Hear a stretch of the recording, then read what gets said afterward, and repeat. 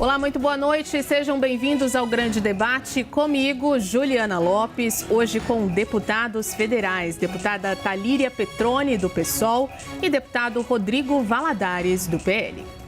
Vamos ao primeiro tema de hoje. Estados Unidos confirmaram agora à noite um novo tarifaço sobre produtos brasileiros. Após a investigação com base na Lei de Comércio Americana, o USTR, Escritório do Representante de Comércio dos Estados Unidos, concluiu que o Brasil adota práticas discriminatórias no comércio com os norte-americanos e defendeu a aplicação de nova sobretaxa sobre exportações brasileiras.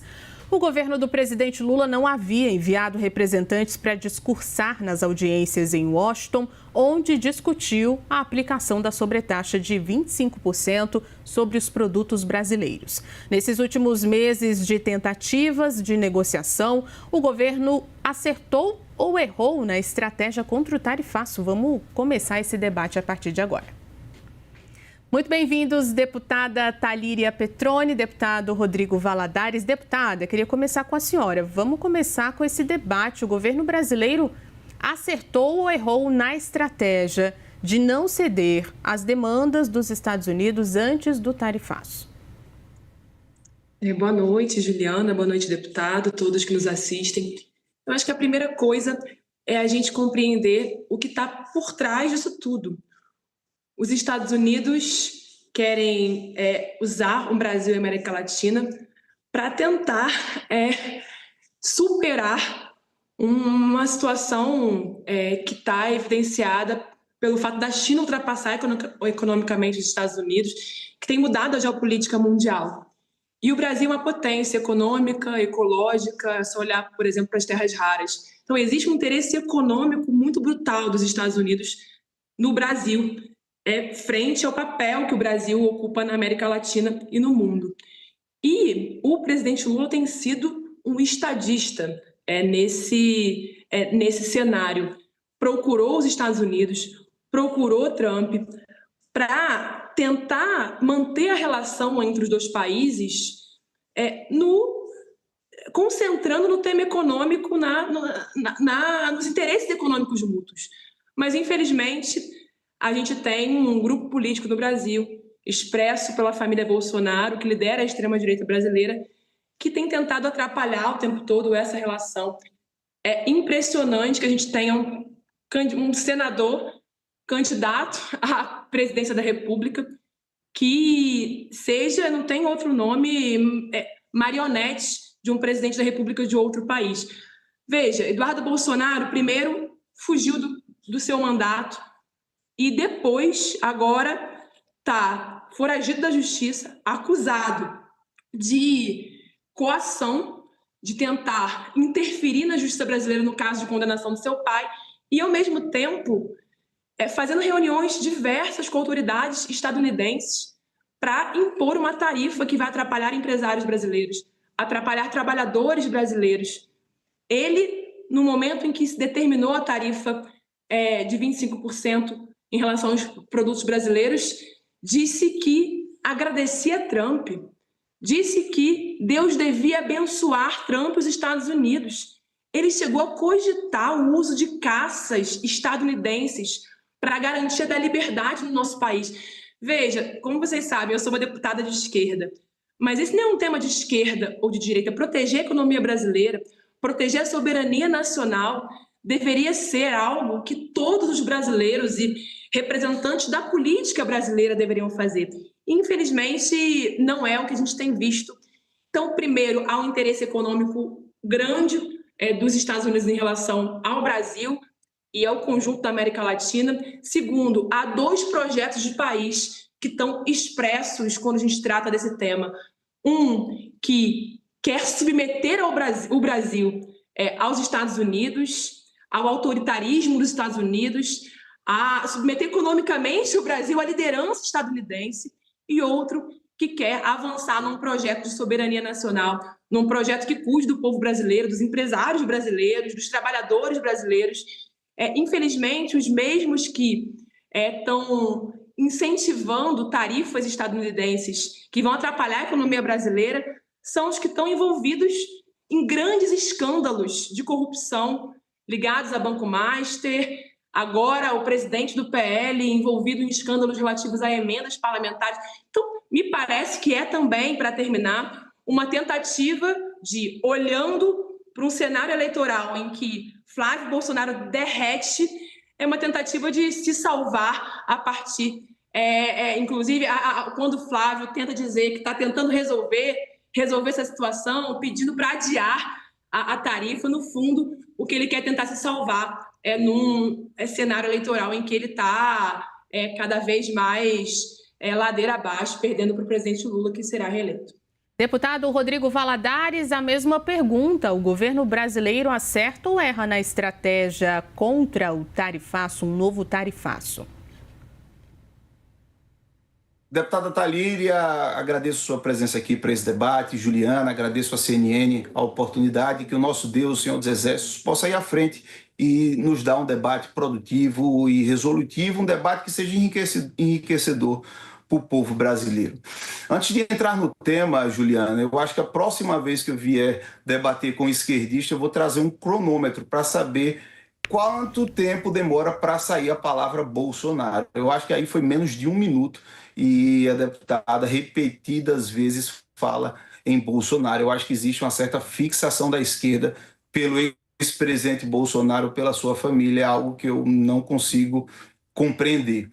Mas o que nós temos de maneira muito clara, Juliana, é que hoje fica evidente que o PT tem agora um novo apelido. O PT não é somente agora o partido das trevas, o partido dos traficantes, é também agora o partido do tarifaço.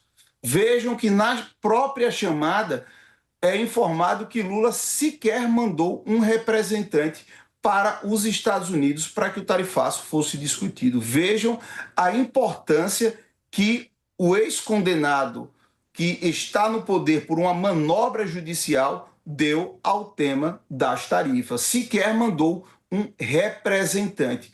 Lula passou todos esses anos com bravatas contra os Estados Unidos, chamando Trump de fascista, dizendo que se ele deseja jogar truco, ele iria tomar um 6, fazendo enfrentamentos e bravatas públicas, não se importando com essas questões de manter uma boa diplomacia. Pelo contrário, eram ataques atrás de ataques, e aí até o próprio presidente Trump confirmou que Lula é uma pessoa volátil, porque naturalmente ele deveria chegar na frente do presidente, fazer juras de amor, e quando o presidente via as bravatas públicas e o besteirol que Lula falava, naturalmente se impressionava. E Flávio Bolsonaro, esse sim, mostrou ser um estadista, mesmo não sendo presidente, sendo um senador, foi lá para tentar resolver a bagunça criada pelo governo do PT. Um governo que não tem nenhum tipo de alinhamento com o que o sentimento brasileiro carrega a nível internacional. É um governo que nos causa vergonha a nível internacional, se afasta dos nossos tradicionais aliados, das democracias ocidentais, dos países de matriz cristã, para se aliar a ditaduras sanguinárias, para se aliar a regimes totalitários e fazer bravatas públicas contra os nossos aliados. E aí, quando toma a resposta, quer colocar a culpa no outro. Isso é um absurdo. Eu preciso dizer, a deputada Talíria mentiu descaradamente, dizendo que Lula procurou o presidente Trump. Isso é mentira. Está registrado que Lula, por diversas vezes, disse que não iria procurar o presidente Trump, disse que não iria buscar o presidente Trump, ficou com bravata. Flávio foi lá tentar resolver e agora o caos está instalado. Hoje fica claro e evidente, Juliana, o PT quer as tarifas para o povo brasileiro. O PT construiu o cenário perfeito, a tempestade perfeita para que as tarifas fossem aplicadas. O presidente não é Bolsonaro, será a partir de 27. O presidente é Lula, é responsabilidade dele resolver. E o próprio governo americano, Juliana, foi que disse que o governo brasileiro não teve uma boa condução e isso resultou nas tarifas. O PT é o partido das tarifas. A gente tem mais espaço para mais uma pergunta. Deputada Talíria, qual peso vai ter o tarifaço nas eleições presidenciais? De alguma forma, a gente já está tratando disso aqui. Algum candidato pode se beneficiar dessa pauta? Primeiro, eu quero só lembrar ao deputado, com todo respeito, que Bolsonaro não vai ser presidente em 2027 porque ele está preso. Ele foi condenado, não sei se o senhor se recorda, por tentativa de golpe de Estado, por liderar uma organização criminosa. Ele está preso, por enquanto, em prisão domiciliar. Vamos ver se vai continuar, já que o tempo todo ele está ferindo a lei, como é típico da família Bolsonaro. Segundo, queria dizer também que o filho dele também não será presidente. As pesquisas mostram que a situação de Flávio Bolsonaro é literalmente ladeira abaixo.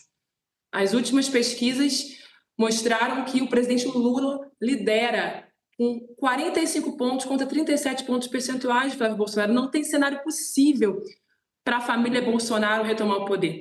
Porque o povo sabe o que é importante para ele, sabe? A trabalhadora doméstica que pega 2 horas de ônibus e volta para casa, a caixa de supermercado que está numa exaustiva escala 6x1, sabe que o que ela quer é ter um presidente que tira o Brasil do mapa da fome. Ela sabe que ela quer ter um presidente que está liderando, ao lado das bancadas de esquerda no Congresso Nacional, o fim da escala 6x1. Aliás, a extrema-direita sistematicamente tentando atrasar o avanço do fim da escala 6x1. Queria que o senhor conversasse com o Davi Alcolumbre para ele poder botar para frente, inclusive no Senado Federal, a extrema-direita junto com parte do Centrão, que muitas vezes se alia com os senhores. O povo brasileiro sabe que quer um país que garantiu isenção de imposto de renda para quem ganha até R$5.000. Estou falando de enfermeira, de professora, eu sou professora do chão da escola pública. Então, esse é o projeto de país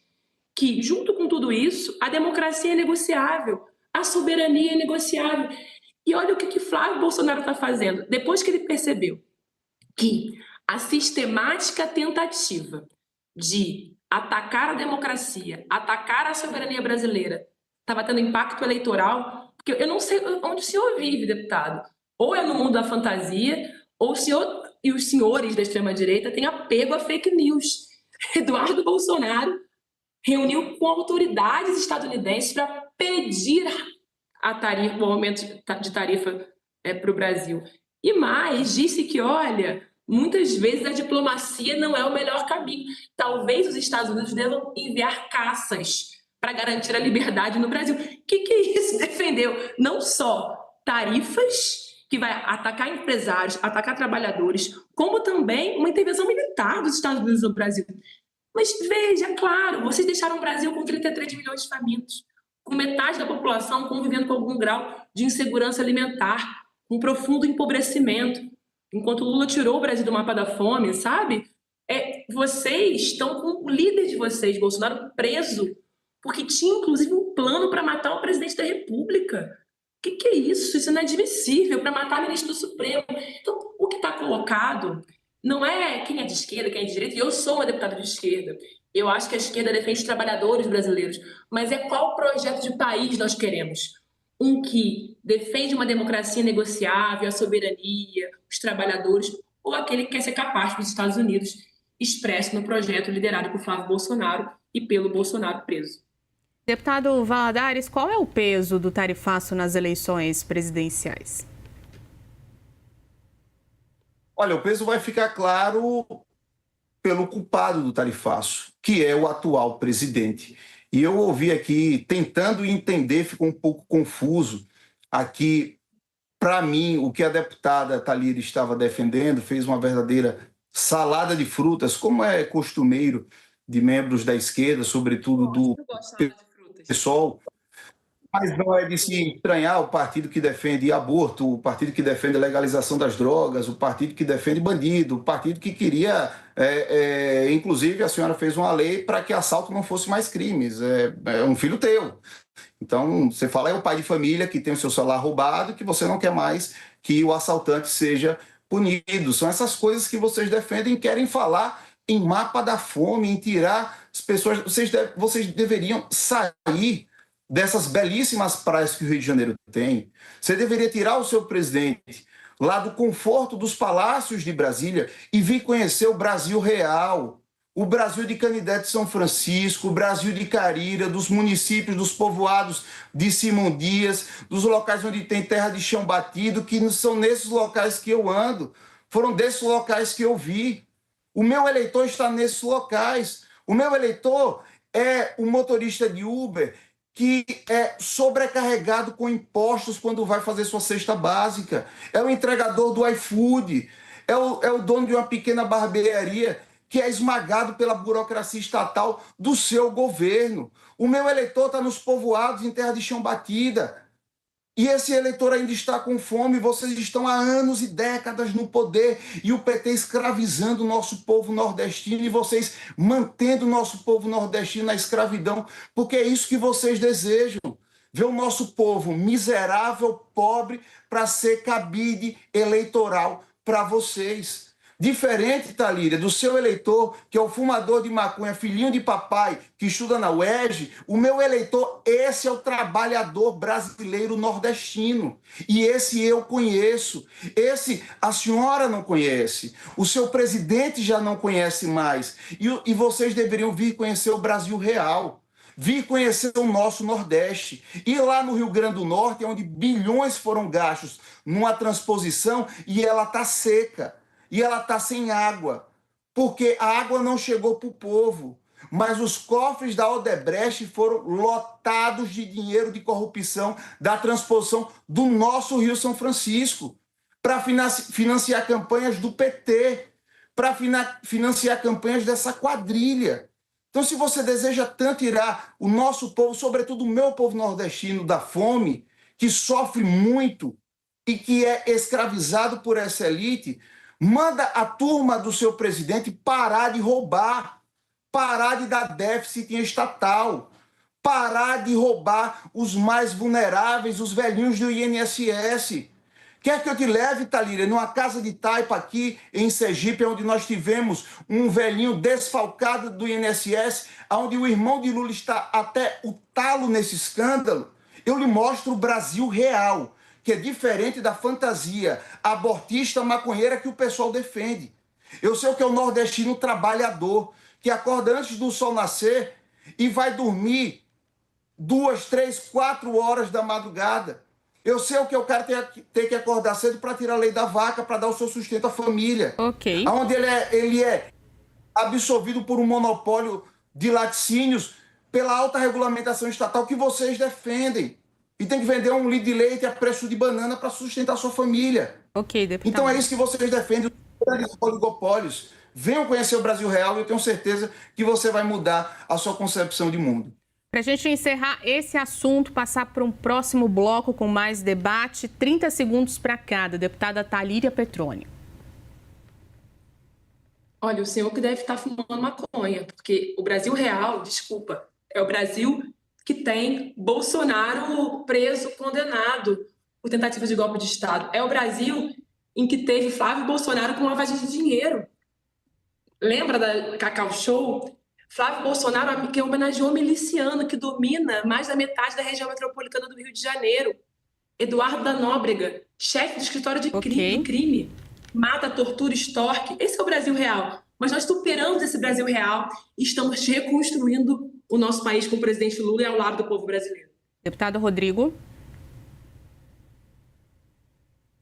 Olha, deputado, eu nunca diria que a senhora fuma ou não maconha, mas eu sei que o seu partido defende a legalização da maconha. Eu sei que a senhora defende a legalização do assalto. Eu sei que a senhora defende que PCC e Comando Vermelho não sejam tratados como terroristas. Eu sei que vocês passam a mão na cabeça de bandido. É isso que eu sei.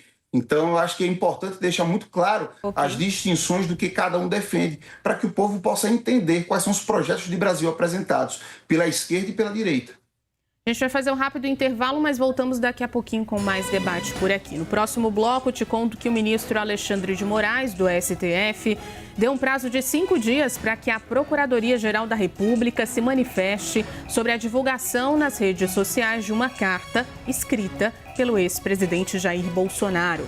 O Grande Debate quer saber: a defesa de Bolsonaro vai conseguir convencer que o ex-presidente não desrespeitou medida cautelar? A gente volta daqui a pouquinho.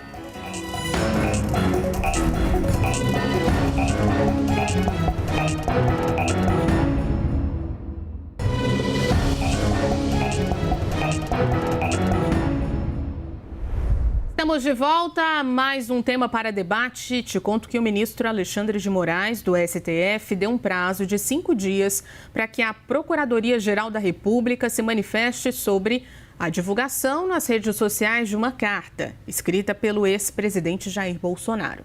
A decisão foi tomada após a defesa do ex-presidente afirmar que Bolsonaro jamais soube que o senador Flávio Bolsonaro iria divulgar esse texto intitulado Carta aos Brasileiros. Segundo os advogados, não houve qualquer orientação, ajuste ou combinação prévia entre Bolsonaro e o filho sobre essa publicação nas redes sociais. Para Moraes, a declaração de Flávio de que iria divulgar um recado muito importante que Jair queria transmitir a toda a nação levantou essa possibilidade de que o ex-presidente soubesse previamente da publicação. Caso isso seja confirmado, segundo o ministro, a divulgação pode representar descumprimento das medidas cautelares impostas ao próprio ex-presidente. Vamos voltar ao debate. Deputado Rodrigo Valadares, a defesa do ex-presidente consegue, então, convencer a PGR de que não descumpriu ou que Bolsonaro não descumpriu qualquer medida cautelar que o proíba, por exemplo, de usar redes sociais? Olha, primeiro eu quero dizer que acabou a Constituição no Brasil. A Constituição Federal de 88, a famosa Constituição Cidadã, acabou. Hoje nós vivemos sob o direito alexandrino.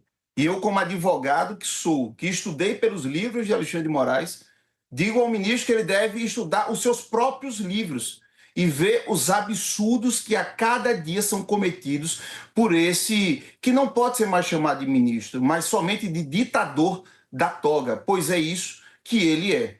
São decisões tomadas sem nenhum precedente legal. São arbitrariedades que vão se acumulando acima de arbitrariedades. E eu acho que agora a OAB começa a acordar, pois é aquela questão, a água começa a bater na bunda. A OAB está vendo que eles criaram um monstro, como também parte da imprensa está vendo que um monstro foi criado. Hoje não estamos mais sobre a égide da Constituição de 88, mas sim sobre o direito alexandrino. Olha, Bolsonaro ele não pode assistir um TikTok. Qual é o parâmetro legal para isso? Qual é a jurisprudência para um absurdo desse? Veja, não é nem utilizar, é assistir. Ele não pode ter acesso.